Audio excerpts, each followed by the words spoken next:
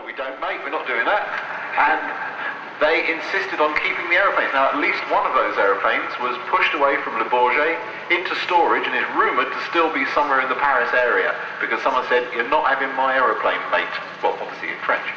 And anyway, you know that down there in Commercial Alley, you have bookstores, etc. And there's a very good book about the French pilots flying Yak 3s, like this one, French pilots of Normandy Liman called.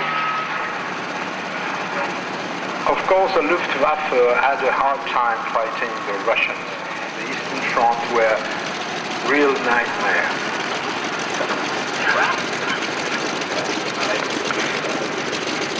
Ladies and gentlemen, the Spitfire Society raffle winner is ticket. Now Mark is flying this very nice, very good 4-point hesitation. It's the sort of thing you'd expect because Mark is a very well-known competition aerobatic pilot. And the aircraft is painted in a strange shade of blue. In fact, the story of this painting is particular. It demonstrates the point to which a real aficionado are going these days in restoring the historical aircraft to proper condition. This special shade of blue has been researched by an historian. Really invested incredible efforts and time to have the aircraft exactly. There is a Spitfire overture and there is the Balbo conclusion, and that's. And I get to go and play in it from time to time. Belongs to Paul McConnell. The Beech Staggerwing was really the Learjet of its time. It was the personal transport of the oil company executives and the big media moguls and anyone that had money. It was a wonderful aeroplane. Private aviation into more than a reality in the United States. Today, in America, using small aircraft to travel around. Indeed. It's a continent. And traveling with... But of course, there's not only the private owner, there's the average passenger. And after the war, there were, for instance, by the dryness of the air and the temperature.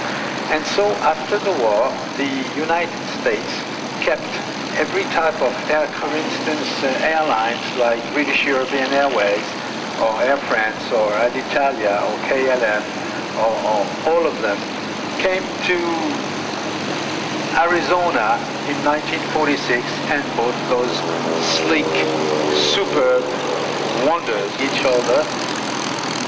Mankind became, it started with the DC-3s and the DC-4s, which were four engines, the lift-up DC-3, if you want. If you go across the static area here at the Imperial War Museum, you'll see Bristol Britannia, which was nicknamed the Whispering. Mankind became skyward machine because of DC-3. Of course, the DC-3 developed out of the earlier DC-2, which was a much narrower. This is the first wide-bodied airliner. It was a beefed-up version of the DC-2. It's stressed to you that they don't always look that shabby. Look at the Staggerwing with the sunshine. With the US Navy for a while, and then was allocated, because of the wing arrangement, the bottom wing is forward of the upper wing, which is not normally the way it's done on biplanes.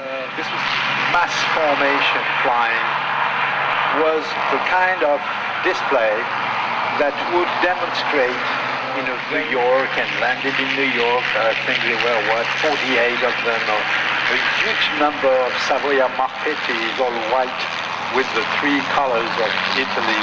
Yes, then it's red. Wonderful mass formation of aircraft. The Balbo is that Stanstreet's flying legend show. Balbo.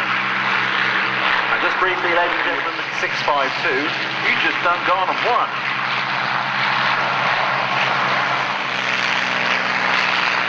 Historic aircraft collection, Hurricane. The Dutch B-25. A-26 Invader, they will be forming up. And of course, while they form up, we have somebody else to come and entertain us, don't we? Steve. The boss. This is the man who's behind all this. Only flying can provide to a human being. Oh, Stephen is having fun. Nice 3-point, and then... It can be difficult, and sometimes you feel terror.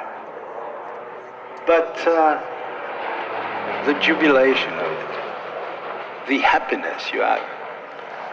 And I wish I were in this Bearcat now, just being slammed down on the seat, let it accelerate, and on the way down, on the low point, you're touching 380 miles per hour, and then you pull gently and you go deep into the seat, and in front of you is only the sky, the blue sky, and the clouds. And you read 350, 70, 90, 400 miles per hour. And so now you take the center point of the show and you pull up again. But all of them do share this universal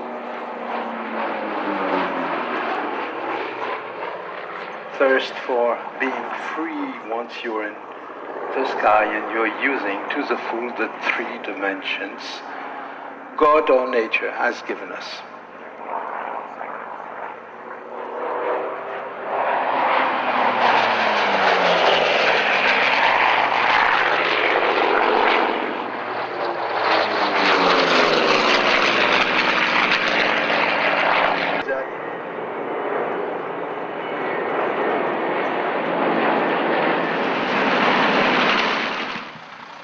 Wonderful popping and banging noise that comes in from the western end of the airfield. 700 miles per hour or something. The guys at Grumman never thought the Bearcat could go that fast. But in fact, he flies it in a very... It's not gentle. Inside the aircraft, there was treason on the part of one engine, but it was because the engine was in a bad state.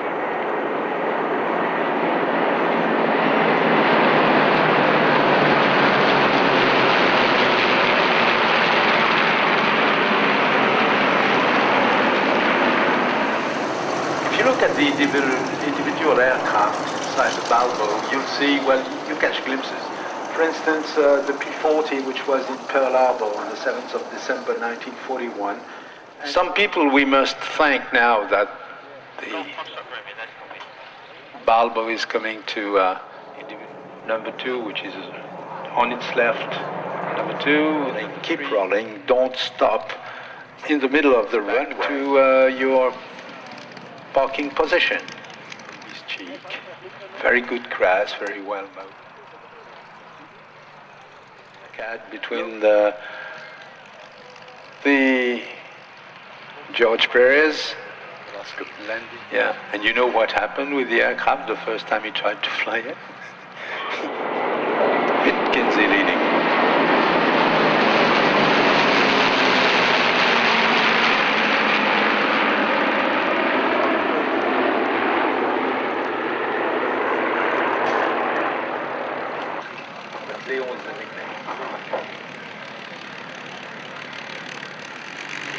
So the lead element, having given the rear guys some space to get in, they're now formed up into their individual groups, and they will now come through, do a run and break as this lot did.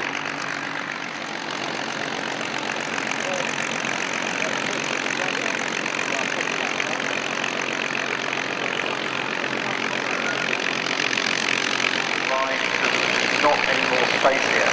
So order your copy of the video. The DVD from so that's going to be great. That will be out soon. Pre-order $15.99 Planes TV. And of course also the Classic Wings guys are still going to be doing Rapide and Tiger Moth flights. £35 to fly in the Rapide.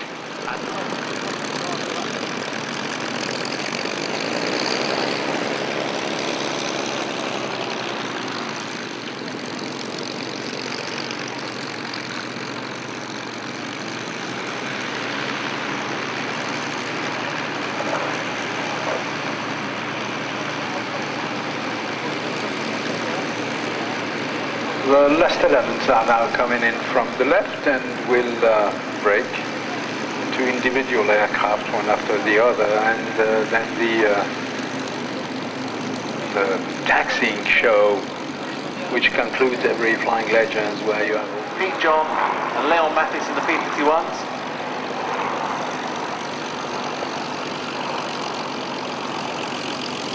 George. Thank you very much for coming, and on behalf of myself, Melvin Hiscock, and Bernard Chabert, we would like to say...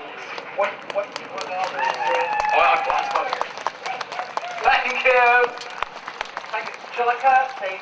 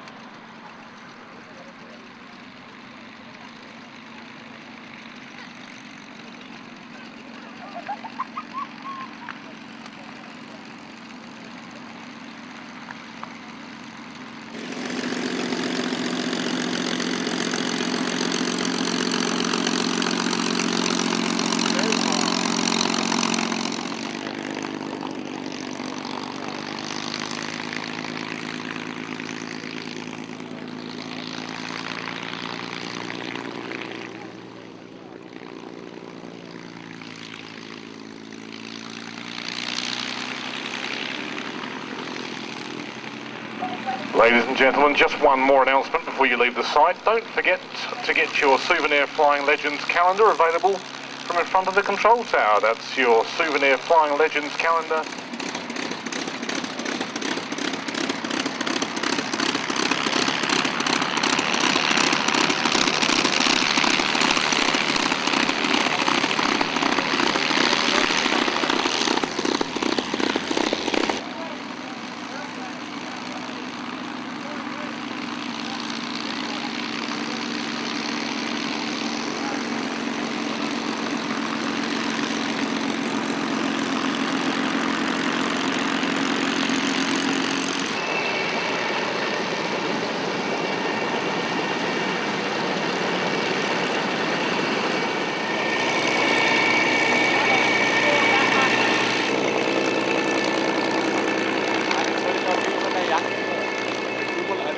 Die AIRSHOW steht ja hier, also der ist ja nicht weit gerollt.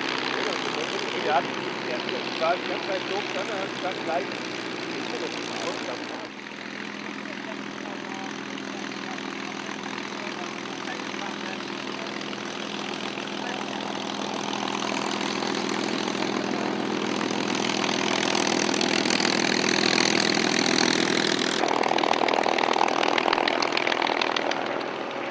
ja, genau, aber so. Und ist ja bei so einem Flieger gerade so ein Moral an. Probleme schade. Und der Flieger hat schon mal gesagt, hier angefangen. Wir haben kaum so teilweise eine Flugfahrtbrücke. Und uns viele Stangen haben die Stangen nicht geflogen. Als wir das ausmachen, soll ich gleich so schnell stehen. Das war dann ausgestellt stehen, das wollte ich Stange nicht geflogen. Das wollte ich nicht geflogen. Ich sehe das Fahrzeug nicht geflogen. Da habe ich dem gesagt, okay.